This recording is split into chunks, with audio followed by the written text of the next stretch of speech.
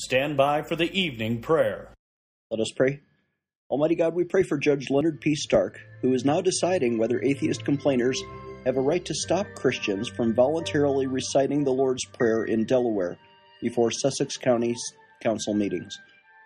After the Supreme Court declined to overturn the Fourth Circuit Court's ban on Jesus prayers in North Carolina, we pray that bad decision will never be used as precedent for other districts, but God will restore religious free speech everywhere. In John 14:13, Jesus says, "He will give us whatever we ask in His name." So we pray in Jesus' name. Amen. This is former Navy Chaplain Klingenschmidt.